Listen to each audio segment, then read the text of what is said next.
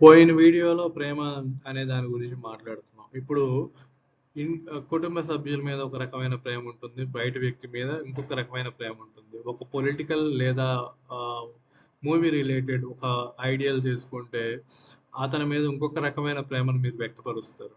So ఒక ఒక ఇప్పుడు ఒక ఒక హస్బెండ్ అండ్ వైఫ్ గురించి చూసుకుంటే వాళ్ళకి ఒక రకమైన ప్రేమ ఉంటుంది. లేదా ఒక తండ్రి కొడుకు, తండ్రి కూతురు, లేదా బ్రదర్స్ మధ్య, లేదా మీకు మీ రిలేటివ్స్ మధ్య ఎటువంటి ఎటువంటి ఎక్స్పెక్టేషన్స్ లేకుండా పూర్తిగా మీరు ఆ బంధాలను చూడగలరు.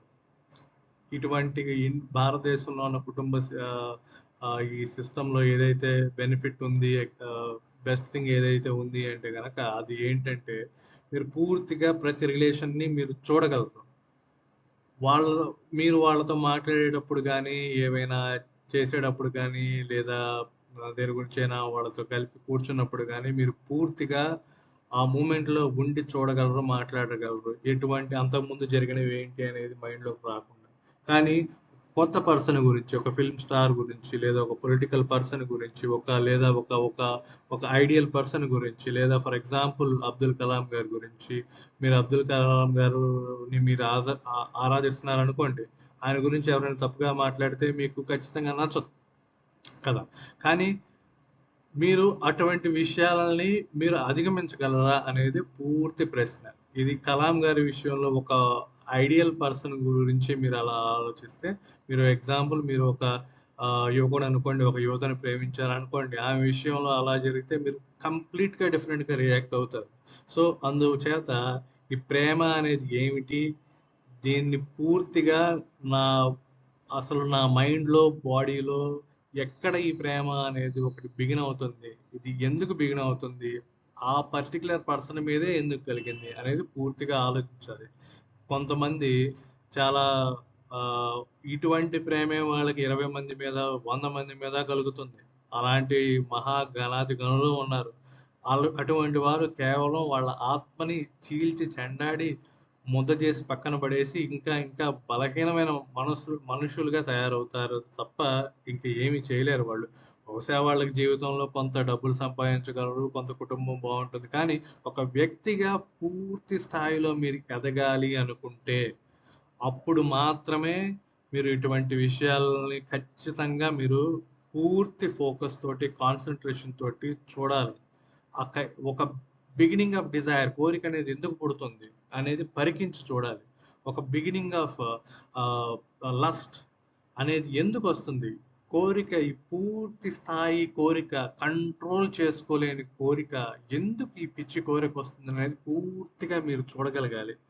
మీరు ఒక సూర్యోదయాన్నో, సూర్యాస్తమయాన్నో, ఒక గాలి వీస్తున్న చెట్టునో, లేదా వర్షాన్నో, మేఘాన్నో, మెరుపునో, లేదా ఒక సముద్రాన్నో చూస్తున్నప్పుడు మీకు ఈ కంట్రోల్ చేసుకోలేని పిచ్చి కోరికలు అనేది రావు. సముద్రాన్ని చూడగానే ఎవరు సముద్రంలో దూకి పడిపోయి చచ్చిపోవాలని చెప్పి అనుకోరు. మీకు ఈత వచ్చినా కానీ గలగలా పారుతున్న నదిలోకి ఎవరు దూకి ఈత కొట్టాలని చెప్పి అనుకోరు, ఆలోచిస్తారు.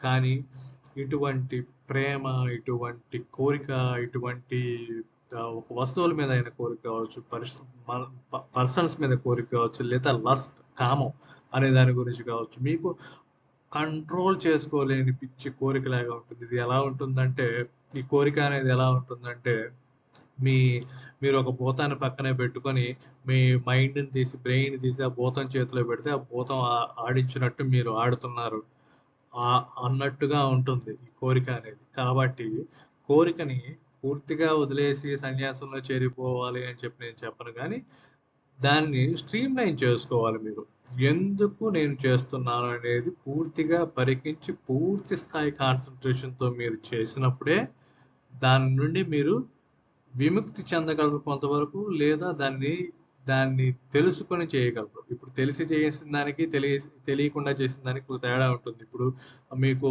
ఒక ఒక మురుగు కాలంలో, ఒక కాలంలో నీళ్లు ఉన్నాయి, అది మురుగు నీళ్ళు అని చెప్పి మీకు తెలిసింది అనుకోండి, కొద్దిగా జాగ్రత్తగా వెళ్తారు. లేదా మురుగు నీళ్ళని తెలియలేదు అనుకోండి, మీరు వెళ్ళి డిసప్పాయింట్ అవుతారు. లేదా నా కాలుకయింది, చేతికయింది అని చెప్పి కంప్లెయింట్ చేస్తా ఉంటారు. కాబట్టి అది మురుగుంటుంది, అది ఎలా ఉంటుందని చెప్పి మీకు తెలిసి మీరు ఎళ్తే గనక కొంతలో కొంత మీరు తప్పించుకొని రాగలరు.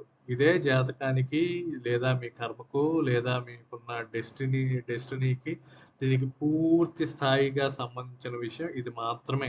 దీన్ని మీరు బాగా పరికించి, ఆలోచించి చూసి దీన్ని కోర్‌లోకి, బేసిక్స్‌లోకెళ్ళాలి. కింద నుండి మీరు ఆలోచించాలి. మీరు ఆహ్, ఏదైనా గురించి దేని గురించైనా మాట్లాడుతున్నా, ఆలోచిస్తున్నా 10 రకాల డిఫరెంట్ ఆలోచనలొస్తాయి. వాటన్నిటిని పక్కన పెట్టి మీరు చేస్తున్న పని గురించి లేదా వింటున్న విషయం గురించి, ఆలోచిస్తున్న దాని గురించి పూర్తిగా కిందకి వెళ్లి మీరు చూసినప్పుడే దాని నుండి మీరు ఆహ్, కొంతవరకు విముక్తి చెందుతారు. కాకపోతే కొంతవరకు దాని గురించి పూర్తిగా మీకు తెలుస్తుంది. తెలుసుకొని మురికాలువలోకి వెళ్ళటం వేరు. తెలియకుండా ఇది మురికాలువ అని చెప్పి తెలియకుండా వెళ్ళటం వేరు.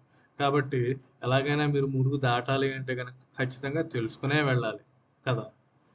తర్వాతది పాపాలు. చాలామంది జాతకంలో ఈ పాపాలు అనే వాటి గురించి చూస్తా ఉంటారు. నా ఉద్దేశంలో రక్త బలులు, జంతు బలులు ఇవ్వటం కూడా ఒక రకంగా పాపం అనే నేను అనుకుంటాను. కానీ కొన్ని రకాల రిలీజియస్ ప్రాక్టీసెస్‌లో రక్త బలులు ఇవ్వడం అనేది చాలా ఒక కోర్ కాన్సెప్ట్‌గా ఉందన్నమాట. కొన్ని విషయాల వరకు దాని చుట్టూతే ఉంటాయి. కాబట్టి మీరు పాపాలు అనే విషయాల గురించి జనరల్‌గా సొసైటీలో ఉన్న విషయాల గురించి మాట్లాడాలనుకుంటే గనక, మీరు ఏదైనా ఒక పాపపు కార్యం మీరు చేశారా అనుకుంటే, దాని గురించి పూర్తిగా ఆలోచించి, అసలు ఎందుకు నేను చేయవలసి వచ్చింది? దేనివల్ల చేయవలసి వచ్చింది అనేది చూడండి. ఇప్పుడు మీరు దీని గురించి ఎలాంటివి ఎవరైనా చేసినట్టయితే గనక, మీరు కళ్ళతో చూసి ఎవరైనా ఇతను పాపం చేశాడా అనుకుంటే, తర్వాత దీనివల్ల చేశాడు అని చెప్పి కూడా అనుకుంటారు. ఆ దేనివల్ల అని అంటున్నారో అది కోరిక కావచ్చు, ప్రేమ కావచ్చు, లస్ట్ కావచ్చు, లేకపోతే వేరేదేదైనా కావచ్చు. కానీ Inception, beginning of thought is definitely ఒక డిజైర్, కోరిక. కోరిక అనేది లేనిదే పాపము అనేది ఉండదు. కాబట్టి మీరు మీ జాతకం గురించి మీరు ఖచ్చితంగా పూర్తి స్థాయి అవేర్‌నెస్ తోటి, పూర్తి స్థాయి ఫోకస్ తోటి నేను మార్చుకోవాలి అనుకుంటే గనక, ఇటువంటివి జరగకుండా మీరు ముందుగానే జాగ్రత్త పడాలి. లేదా మీరు గతంలో ఏదైనా పాప పుణ్యాలు విషయాలు ఏదైనా మిమ్మల్ని కలిచివేస్తుంటే, ఒకటి అయితే గనక కొంతవరకు మీరు చేయదలుచుకున్నదేదో ఎవరికైనా ఆహ్, ఆర్ఫాన్స్‌కి గానీ, లేకపోతే ఇంకెవరికైనా డబ్బు లేని వాళ్ళకి గానీ, లేకపోతే వేరే ఎడ్యుకేషన్ చదువు చెప్పించడం అని, లేకపోతే భోజనం కొంతమందికి ఇవ్వడం అని, అన్నదానం అనేది నేను చెప్పను గానీ, అన్నదానం అంటే తినగలిగిన వారికి పెట్టేది కాదు. తినలేని వారికి పెట్టేది అది అన్నదానం. అలాంటివి చేయండి. విద్యాదానం, అన్నదానం లాంటివి చేస్తే చాలా వరకు మీరు చేసిన చిన్నా చితకా పాపాలన్నీ పోతాయి. పాపాలకు గూడా కేవలం ఒకే ఒక ఇది ఉంటుంది. కేవలం పర్సెప్షన్ అంటే మీరు ఆలోచించే ధోరణే చాలా వరకు పాప కార్యాలు మీరు ఏదైతే పాప కార్యాలు అనుకుంటున్నారో అది చేయడానికి బిగినింగ్ అన్నమాట. పర్సెప్షన్ ఇది కరెక్టు, అది తప్పు. అలా చేయకూడదు, ఇలాగే చేయాలి. అది అలా ఉండకూడదు, ఇలాగే ఉండాలి.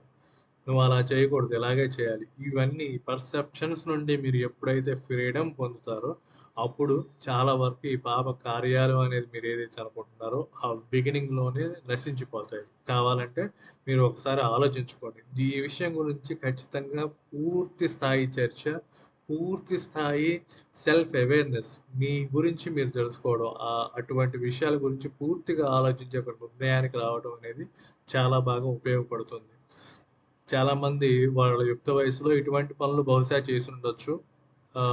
కానీ ఒక ఒక వయసు దాటిన తర్వాత దాని గురించి రిగ్రెట్ అవ్వడం అనవసరం. ఎందుకంటే ఒక కుర్రవాడిగా ఉన్నప్పుడు ఆహ్, మీరు పక్కన వాడి కాపీలు పట్టించి వాడిని డిబార్ చేపించారనుకోండి. వాడు కారణం లేకుండానే ఏదైనా అనుకోండి ఎగ్జాంపుల్. కానీ దాని గురించి మీరు పదే ఆలోచించి పోవటం అనేది అనవసరం. మీరేదైనా చేయగలిగితే కొంతవరకు చేయొచ్చు. లేదంటే అటువంటి వాటి గురించి వదిలేయడమే ఉత్తమం. ఎందుకంటే ఇది ఇది ఎందుకు చేశారు అనేది మీరు ఆలోచించండి. దేనివల్ల చేశారనేది ఆలోచించండి. దేనివల్ల ఇది జరిగిందనేది ఆలోచించి, అటువంటి కారణాన్ని మీరు పూర్తిగా తీసి పక్కన పడేసినప్పుడే హేట్‌రేట్ ఒక మనిషిని హేట్ చేయటం, లేదా మీరు కరెక్టే పూర్తి స్థాయి కరెక్ట్‌గా ఉండటం కూడా తప్పే. పూర్తి స్థాయి తప్పుగా ఉండటం కూడా తప్పే. మనకందుకే పురాణాల్లో భగవద్గీత లేదా మహాభారతం ఇటువంటి విషయాల్లో చెప్పింది ఏంటి అంటే, అక్కడ ఉన్న సిట్యుయేషన్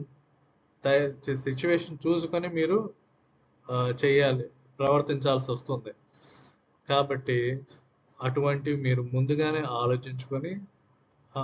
దేనివల్ల ఇలా జరిగింది అనేది మీరు ఆలోచించుకొని దాన్ని బట్టి డెసిషన్స్ తీసుకుంటే ఈ పైన నేను చెప్పిన ఈ వీడియోస్‌లో అన్నీ మీరు చేయగలిగితే గనక ఖచ్చితంగా చాలా వరకు మీకు ఈ 4, 5 మంత్స్‌లో చాలా వరకు ఇంపాక్ట్ ఉంటుంది మీ లైఫ్‌లో. ఓకే. మీ ఉద్యోగం, వ్యాపారం విషయాలు వాటి గురించి తర్వాత. ముందు ఒక వ్యక్తిగా మీరు ఒక ముందు స్థాయికెళ్ళినప్పుడే మిగతావన్నీ మీతోనే వచ్చేస్తాయి. సో, వ్యక్తిగా మీరు ముందు స్థాయికెళ్ళాలి. జ్ఞానం తెచ్చుకోవాలి. తెచ్చుకున్నప్పుడే ఖచ్చితంగా ఈ డబ్బులేవైతే ఉన్నాయో, సక్సెస్ ఏవైతే ఉందో అవి పరిగెత్తుకుంటా వెనకాలొస్తాయి. కాబట్టి మనం అన్నిటి గురించి ఒకేసారి ఆలోచించకూడదు. ఒక్కదాన్ని మీరు ఒక మెషిన్‌లో ఎక్కడైనా గాని పొరపాటుందంటే ఒక నట్టో, బోల్టో ఎక్కడో ఒక చోట చిన్న రిపేర్ ఉంటుంది. ఆ రిపేర్ చేయగలిగితే గనక మిషన్ మొత్తం కంప్లీట్‌గా పనిచేస్తుంది. సో, అంతవరకు మీరు ఆలోచించాలి.